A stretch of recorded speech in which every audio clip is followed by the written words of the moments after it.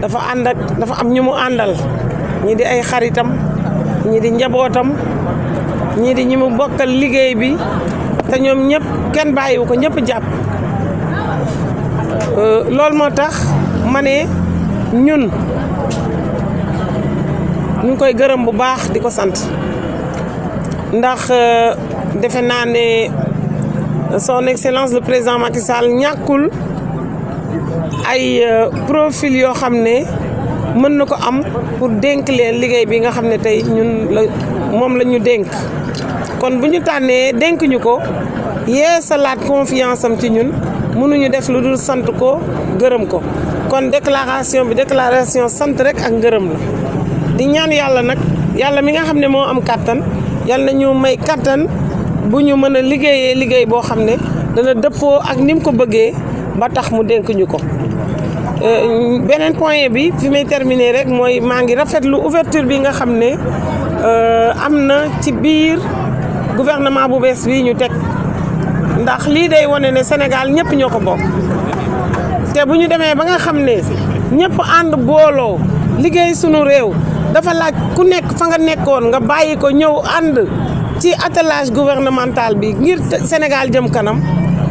loolu defe naa lu ñu rafetlu la kon ñu ngi rafetlu li nga xam ne mooy ouverture bi di ñaanal yàlla ñëpp ñi nga xam ne ñu ngi woon ci gouvernement bi te toogaat ci yàlla defal leen sutura ak ndam ñi nga xam ne dañuy door a dugg aussi li président de la république yaakaar ba dénk leen yaakaar boobu yàlla bu mu tas ñuy ñaanal aussi son excellence le président Macky Sall mébét bi mu am ci Sénégal yàlla dimbale ko ba mu liggéey ko ni ko askan bi bëggee mu nekk développement pour réew mi nekk développement pour askan bi loolu daal laa ci bëggoon sànni très rapidement en français. xanaa tuuti rek ci wala sa département yow muy fonction publique yéen a ngi amal ay jéego waaw liggéey bi nag defe naa ne liggéey boo xam ne nekkoon nañu ci au niveau du ministère de la fonction publique et du renouveau du service public le président Macky Sall nag dénkoon ñu benn programme boo xam ne dafay moderniser administration mu nekk chantier bu mag macha allah ñu door ko fas yéene ko yeggale nag ndax soo xoolee ci fan yu néew am na tournée boo xam ne ci cadre décentralisation la RTS organisé ko pour gën a wane liggéey bi nga xam ne président Macky Sall liggéey na ko ci Sénégal fonction publique lëkkaloo ci ak ñoom it ci seen pàcc bi nga xam ne moom lañ leen dénk ñu bëgg a yaatal liggéey bi indi fonction publique fu jege population yi maanaam décentraliser ko administration boobu nga xam ne agent de l'État yi lay lijjanti seen i mbir ñu yóbbu ko ci fi nga xam ne mooy gox-goxaan yi fi gën a sori ci Sénégal pour éviter agent yi di jóg di ko fekk si moom mu dem fekki ji leen loolu ci fan yu néew di ngeen ci gis liggéey bu am solo bu ministère de la fonction publique à travers le PAMA di liggéey te coordonnateur bi toog ci sama gauche ñu di ko wax monsieur Amadou Diallo yu bees nag commencé na parce que danañu yeesalaat li nga xam ne mooy cadre yi ministère yi changé xar kanam ba ñi nga xam ne ñooy usagers yi ñëw di soxla ay services ci ministères yi ñu mën leen dalal yu am solo mën leen a jox seeni service ci façon bu dëppoo ak ni nga xam ne moom la ko plan Sénégal émergent santaane lépp nekk nag renouveau muy lu bees loo xam ne dañ koy solal administration sénégalaise te loolu yëpp nekk ay mébétu président de la République ñu koy sant bu baax di ko gërëm di rafetlu encore une fois taxawaayu ñëpp ci biir ministère de la fonction publique et du renouveau du service public. ci français damay bëgg ngeen may ma commencer ci présenter mes condoléances à l'endroit de la famille de feu Iba Der Thiam professeur émérite boo xam ne taxawaayam ñëpp gis nañ ko donc je voudrais présenter mes condoléances à l'endroit de la famille de feu Iba Der Thiam professeur émérite et prier pour que le bon Dieu lui accorde le paradis céleste. Je voudrais tout simplement faire cette déclaration en guise de remerciement à l'endroit de son Excellence le président Macky Sall, qui a pu renouveler sa confiance à l'endroit de ma modeste personne, à la tête du ministère de la fonction publique et du renouveau du service public. J'en profite aussi pour féliciter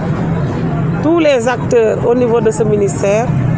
J'ai à ma gauche le coordonnateur du programme d'appui à la modernisation de l'administration et à ma droite le directeur du Centre national de formation et d'action qui est un service rattaché du ministère de la fonction publique et du renouveau du service public, en l'occurrence M. Lamine Cissé. Et mes remerciements et mes félicitations vont à l'endroit de toutes les structures qui composent ce ministère, en commençant par le secrétaire général, le directeur de cabinet, le directeur général de la fonction publique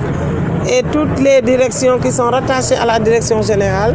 mais aussi toutes les divisions qui sont rattachées aux différentes directions. Et tous les services rattachés, je viens de citer le CNFA, mais le centre médico-social aussi fait partie des services rattachés. Donc les féliciter pour cette confiance renouvelée et leur demande de redoubler d'efforts pour mériter cette confiance, la confiance du président de la République, son Excellence Macky Sall. Je voudrais dire que dans ce contexte de remaniement, le ministère était déjà en train de dérouler un programme, le programme d'appui à la modernisation de l'administration. Et c'est un programme qui va impacter presque tous les agents de l'État, mais également toutes les administrations publiques. Ceci va concerner le cadre organisationnel, la qualité du service, mais aussi les agents, que sont les acteurs. Donc c'est dans ce contexte-là que le président a renouvelé sa confiance et nous souhaitons continuer dans cette lancée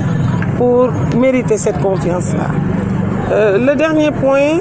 était relatif au nouveau visage que le gouvernement du Sénégal vient d'avoir. Et ceci est dû à l'ouverture de son Excellence le président Macky Sall. C'est encore une fois une preuve de démocratie. L'ouverture aux différents partis, l'ouverture aux différentes associations, aux différents mouvements, à tous les acteurs pour un Sénégal uni, solidaire,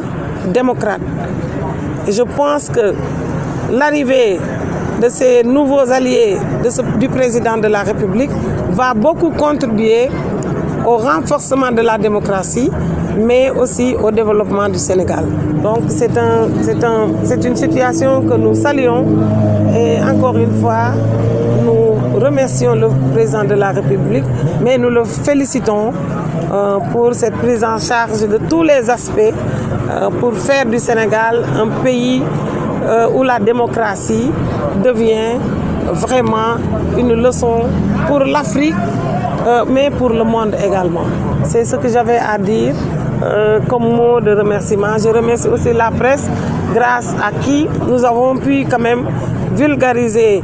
les réalisations. Et c'est une collaboration qui va encore perdurer parce que c'est une collaboration qui est utile aux populations et au développement. Je vous remercie.